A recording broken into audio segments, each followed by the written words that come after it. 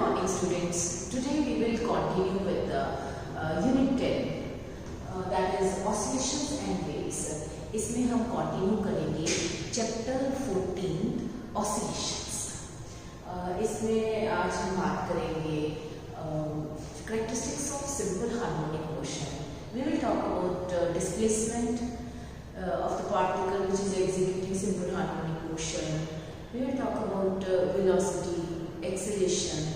हम डिस्कस करेंगे potential energy, kinetic energy, and we will discuss about time period and frequency of the oscillation in case of simple harmonic motion. Let us start with the first characteristic of simple harmonic motion. First characteristic is displacement. Displacement के बारे में बात करेंगे. Displacement is the distance of the particle which is executing simple harmonic motion from the mean position at that instant.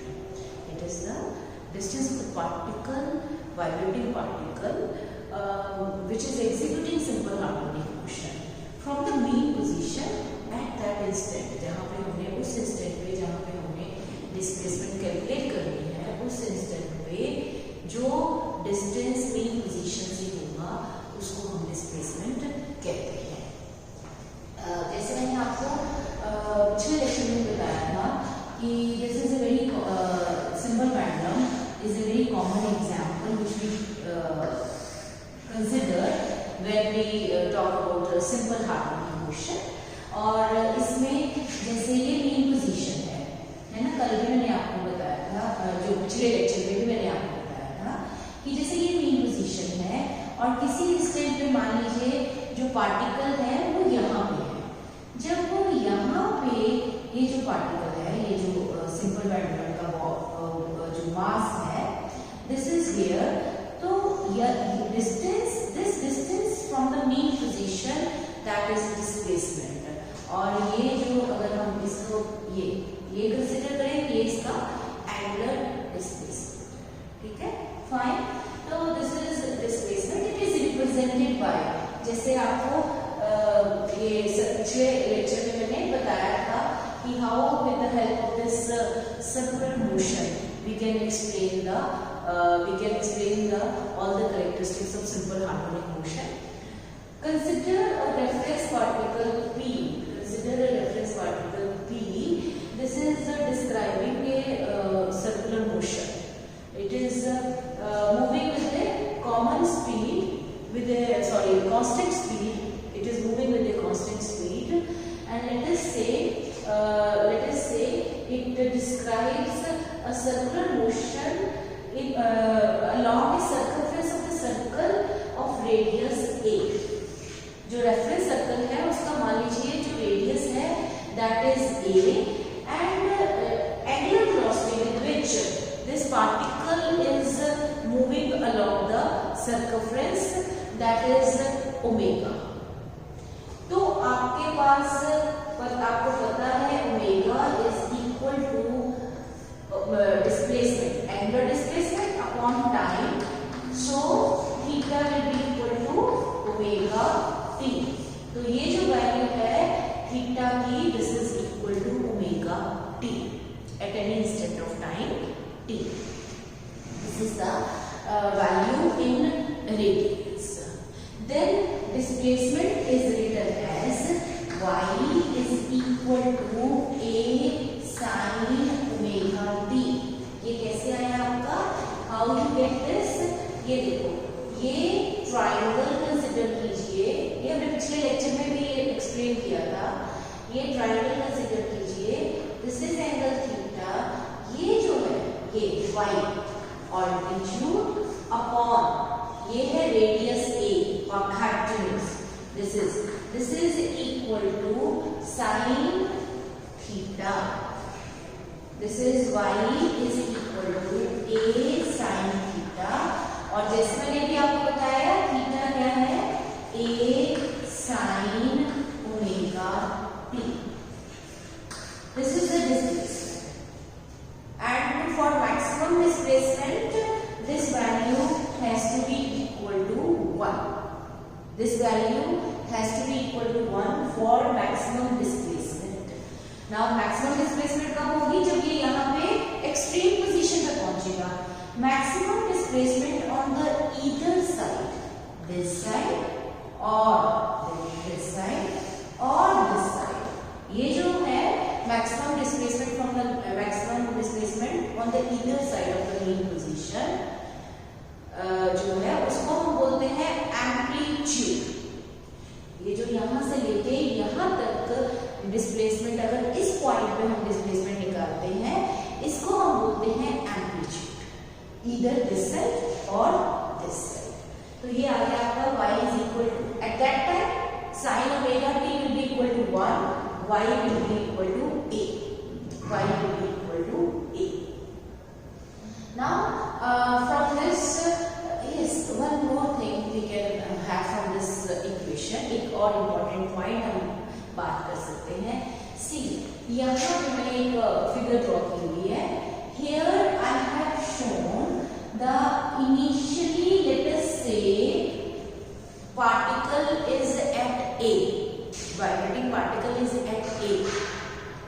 Initial phase is there. Initial phase is there. ये जो phase है phi naught. Remember in the previous lecture we talked about epoch. Initial phase की बात की थी. ये जो initial phase है that is let us say phi naught.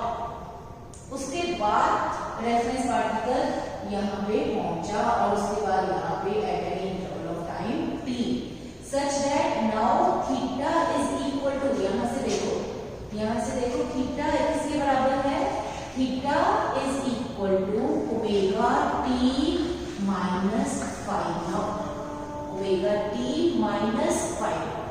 क्योंकि ये दो पैरेलल लाइंस है, ये ऑल्टरनेट, दिस इज इंटरसेक्ट कर रहे हैं और ये alternate angle theta and this angle, theta and this angle, और वो एंगल कितना है? Omega T minus phi naught. ठीक है, तो इसमें इनिशियल फेज कितना है? Minus five. नीचे की ओर है ना, नीचे की ओर है. पॉजिटिव एक्सिस जो अबव पॉजिटिव एक्सिस नहीं है, ये बिलो एक्स एक्सिस है. अबव एक्स एक्सिस नहीं है, बिलो एक्स एक्सिस है. So it is negative. तो it will be minus five. Initial phase और इपोक इज माइनस फाइव. और अगर हम माने कि ये इतना इनिशियली पहले चल चुका है, omega naught phi naught, initial phase इतना vibrating particle at any instant of time हमारा पहले जो इतना हो चुका है फाई, तो आपके पास बेटे कितना आ गया? Omega t plus now theta is equal to omega t plus phi. So now you can have initial phase will be equal to plus phi. तो theta will be omega T.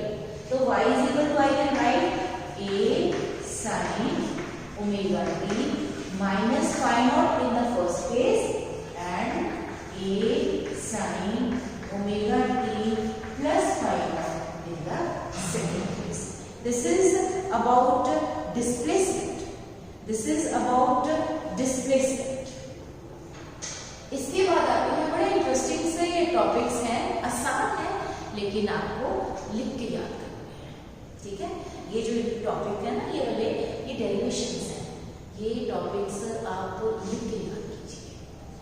इसके बाद आता है हमारा after this we come across, जिसमें आपको बताया maximum displacement is amplitude. और इसके बाद आता है term velocity, rate of change of displacement, velocity of a particle which is executing simple harmonic motion. This is equal to rate of change of displacement at that instant. Velocity of a particle is given by v, and this is equal to rate of change dy upon dt, rate of change of displacement.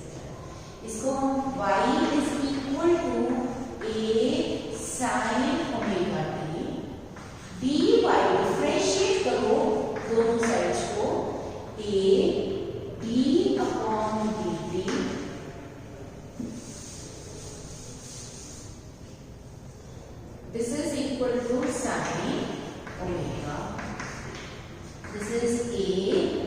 Differentiate sine का करोगे, sine X का differentiation with respect to X cos X, और अगर वो cos x की जगह cos ax है then it will be, अगर आपके पास sin x की जगह sin ax है देन इसका डिफरेंशिएशन क्या होगा, cos ax into differentiation of ax, means इसका जो डिफरेंशिएशन होगा ये होगा cos omega t into differentiation of e to this is a, इसको डिफरेंशिएट करोगे विद रिस्पेक्ट टू t कर रहे हो तो ये कांस्टेंट है, so you will get omega from this, ये जो इसका डिफरेंशिएशन करोगे तो ये आएगा ओमेगा, ये मैंने लिख दिया, तो दिस इज cos ओमेगा। अब cos ओमेगा t को मैं लिख सकती हूँ 1 minus sine square omega, is it, इसको हम लिख सकते हैं ना, इसको मैं लिख सकती हूँ cos square omega t plus sine square omega t is equal to 1, so you will have cos square omega t 1 minus sine square omega t, cos omega t will be equal to 1 minus sine square, this is how. अब इसमें क्या है, अब हमारे पास given क्या है, y is equal to a sin omega t, sin omega t is equal to y upon a, तो value put कर देंगे a omega 1 minus y square upon a square, और ये आपके पास आ गया, this is a omega a square minus y square divided by a square. अब ये a स्क्वायर बाहर ले जाइए तो आपके पास क्या आ गया, ये कैंसिल हो गया, आपके पास रहा this is the velocity of the particle executing simple harmonic motion, v is equal to omega root a square minus y square at an instant time t। अब इसमें देखो, now see mean position, at mean position आप देख सकते हो, mean position पे y की value कितनी होगी, mean position at mean position, what is the displacement, what is the displacement, that is 0, तो आपके पास क्या आ जाएगा, v is equal to omega a square minus 0, you will have a omega, velocity is maximum at the mean position, at extreme position, at extreme position, at extreme position y is maximum, at extreme position यहाँ पे जाके क्या है, y maximum हो गया, y is equal to a, तो आपके पास क्या आ जाएगा, v is equal to 0, क्योंकि v is equal to omega a square minus a square, this comes out to be 0, means at mean position velocity is maximum, at extreme position velocity is min. This was the velocity of the particle which is executing simple harmonic motion. अब इसके बाद आता है, after this we come to the acceleration of the particle. Acceleration, I am going to write this. Acceleration of the particle which is executing simple harmonic motion.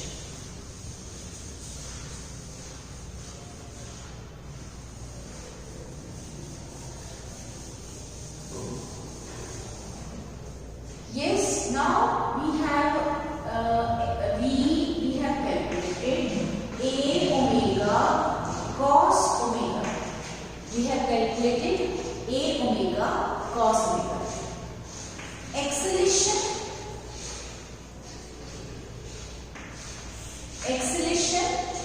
This is equal to. Just a minute. Just a minute. Yes, acceleration, that is the rate of change of velocity.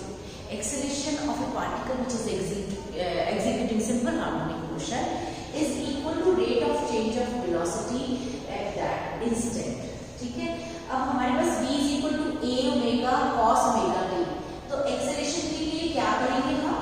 Acceleration is equal to dv upon dt.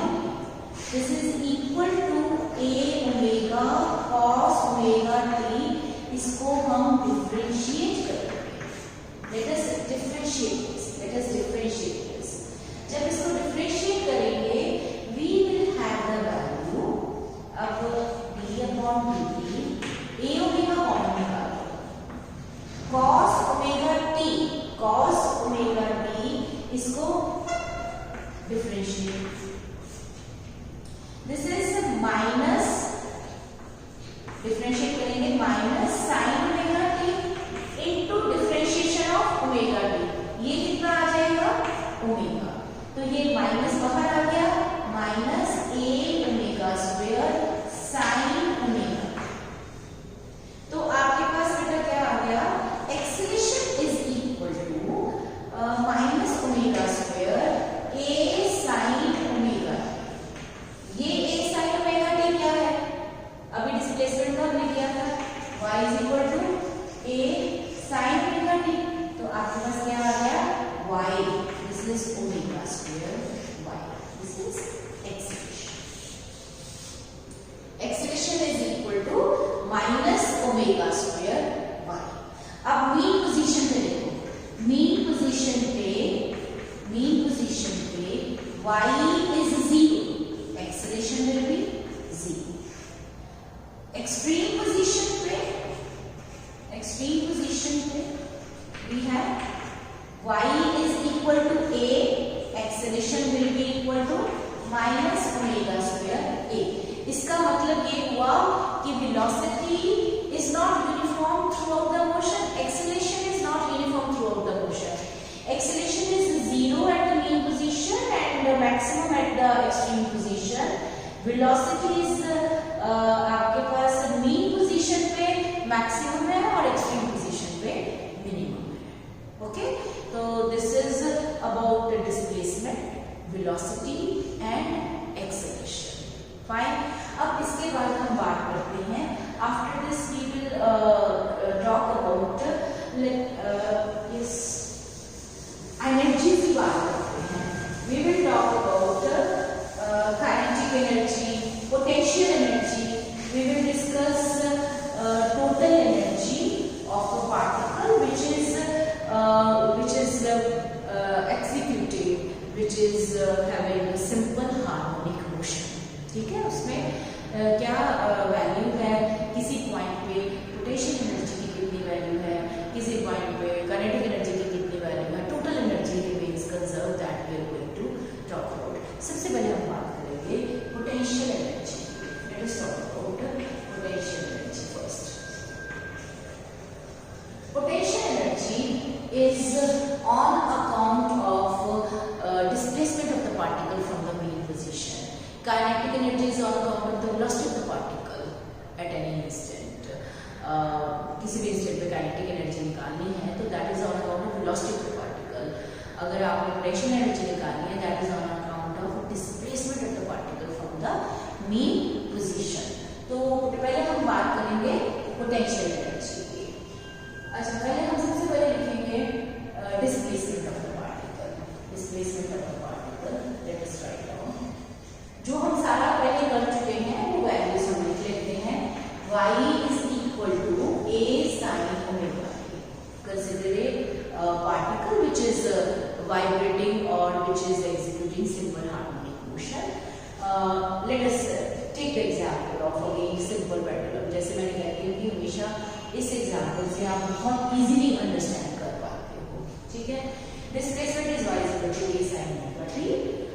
Velocity, this is v is equal to omega. Calculate किया आपने, it is a square minus y square. Acceleration is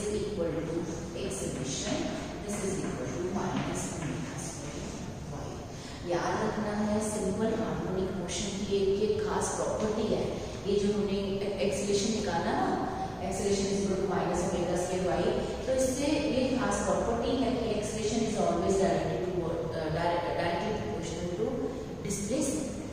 acceleration is always directly proportional to displacement. Clear? Fine. अच्छा, and one more thing, now we are talk about potential energy। अब potential energy कैसे निकालेंगे? मान लीजिए जब ये simple pendulum, ठीक है, ये मास और जो Bob of the simple pendulum, मैंने जिसको कि which is considered as very small mass, it is considered as particle। Let us say this particle of mass m is moving and let us say it is at this position। अब जब ये move करता है आगे तो restoring force की help होती है due to mass of the particle, ठीक है। जो रिस्टोरिंग फोर्स है it tries to bring the body back to its mean position, वापस लाने की कोशिश करती है। ये जो रिस्टोरिंग फोर्स है, जैसे मैंने हमेशा कहा कि it is always directed towards, ये फोर्स लॉ पढ़ते हैं ना, F is equal to minus K by previous lecture I have discussed about this, how this restoring force is always directly proportional to displacement and directed towards the mean position। तो अब जब हर वक्त, अब हमने कहा कि इस पोजीशन पे, अगर हम इस पोजीशन पे देखें तो इसका मतलब रिस्टोरिंग फोर्स है।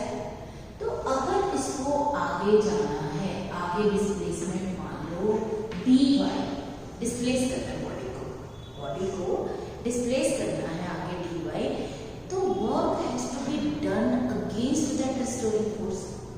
रिस्टोरिंग फोर्स क्या कर रहा है? वो मेन पोजीशन पे लाने की कोशिश कर रहा है, हम उसको डिस्प्लेस कर रहे हैं आगे की ओर। तो डिस्प्लेसमेंट करने के लिए काम करना पड़ेगा। हमेशा हम कैसे करते हैं? हम पूरा काम निकालने के लिए पहले काम को छोटे छोटे पार्ट्स में डिवाइड कर लेते हैं, फिर उसको इंटीग्रेट करते हैं to calculate the total work done, ठीक है, ऐसे करते हैं ना।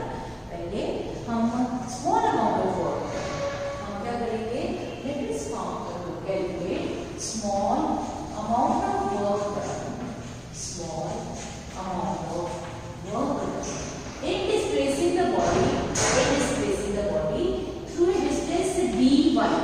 through a distance dy, such that dw is equal to minus f dy। Work is done against the restoring force, so I have written minus। Work is done against the restoring force, so I have written minus। तो आपके पास क्या आ गया, हमारे ये value क्या आ गई, f is equal to minus ky, f is equal to minus ky। तो ये हम लिख सकते हैं, ये आ गया ky dy। अब हम मैक्सिमम डिस्प्लेसमेंट तक जब पहुंचते हैं, it means it is reaching up to a value. ये मैक्सिमम डिस्प्लेसमेंट कितनी है, a। अब उसके लिए हमें क्या करना पड़ेगा, इंटीग्रेट करना पड़ेगा। To calculate the total work done we are to integrate. जब इंटीग्रेशन करेंगे बोथ साइड्स, 0 से लेके लेट अस से मैक्सिमम वैल्यू डिस्प्लेसमेंट हमने लिखा y, बाद में वैल्यू पुट कर देंगे, ठीक है। तो ये आपके पास आ गया w k, y को हमने इंटीग्रेट किया विद रिस्पेक्ट टू y, तो आपके पास आ गया y²/2, ये 0 से y, ये आपके पास आ गया half k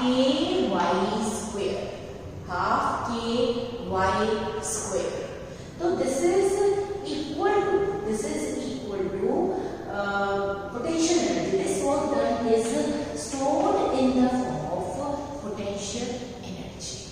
This work done is stored in the form of potential energy। अब इसकी वैल्यू निकालने के लिए हमें पता है restoring force mass into acceleration. अब एक्सेलरेशन क्या है, omega square y, a is equal to minus omega square y। ये माइनस मैंने यहाँ लिख दिया। हमें ये भी पता है f is equal to minus ky। तो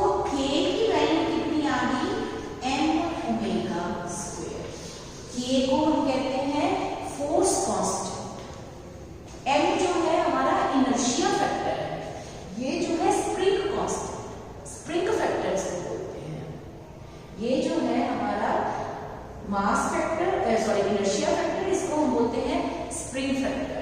तो आपके पास के की वैल्यू आ गई हाफ, लिख लिया ऐसे, के की value half sorry M omega square into ये आ गया साथ में वाई स्क्वायर। तो पोटेंशियल एनर्जी का जो रिलेशन है आपके पास आ गया, potential energy is half M omega square Y square. Clear? This work done against the restoring force when we displace the body from its mean position, that is stored in the form of potential energy. Clear? अब इसके बाद आता है on account of velocity of the particle, how this value is there. अच्छा एक चीज और है, mean position पे देखो, mean position पे y is 0, mean position पे y 0 है, y is 0, potential energy is 0, और एक्सट्रीम पोजीशन पे potential energy is maximum. Means यहाँ पे बेटे पोटेंशियल एनर्जी 0 है, और जब यहाँ पे पहुंचता है एक्सट्रीम पोजीशन पे पार्टिकल, तो मैक्सिमम जो पोटेंशियल एनर्जी है वो मैक्सिमम। ठीक, अब इसके बाद हम बात करते हैं this kinetic energy. Let us talk about kinetic energy. This is half m v square। Let us now, ये सारा जैसे मैं बार बार कह रही हूँ, जब तक लिख के नहीं करोगे ना तब तक आएगा नहीं आपको, लिख के करना सारा।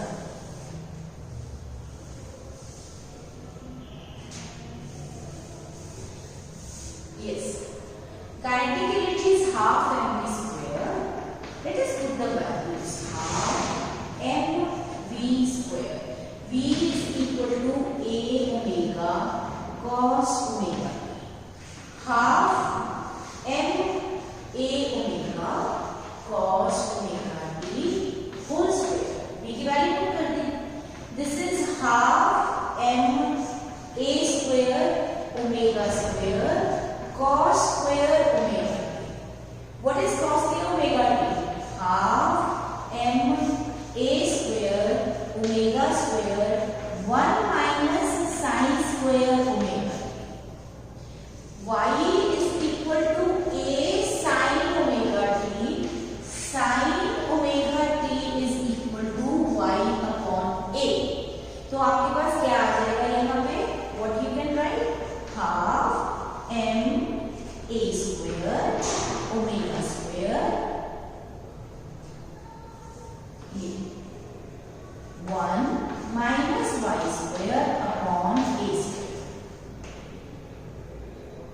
तो इसको आप लिख सकते हो, ये a square कैंसिल हो जाएगा, this will ये चला जाएगा this, तो आपके पास बचेगा half m omega square a square minus Y square. ये एलसीएम लेके a square minus Y square upon a square हो जाएगा, ये a स्क्वायर कैंसिल हो जाएगा, आपके पास ये बचेगा।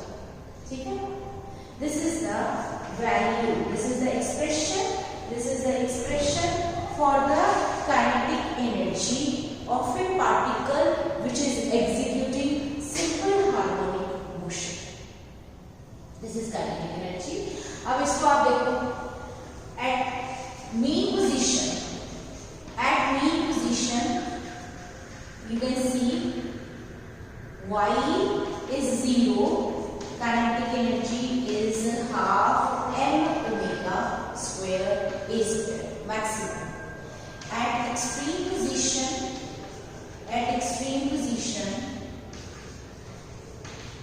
you have y is a, kinetic energy is 0. Clear? Fine. Extreme position पे काइनेटिक एनर्जी 0 है, मीन पोजीशन पे काइनेटिक एनर्जी मैक्सिमम है। Minimum at the extreme position, maximum at the mean position. अगर काइनेटिक एनर्जी यहाँ पे maximum है, तभी क्या होता है, due to inertia this mass of this pendulum, bob of this pendulum, it moves towards the other side due to inertia, and then यहाँ पे आके maximum, now then उसके बाद क्या होता है, kinetic energy starts converting into potential energy, और यहाँ पे आके potential energy फिर maximum हो जाती है, ठीक है, फाइन।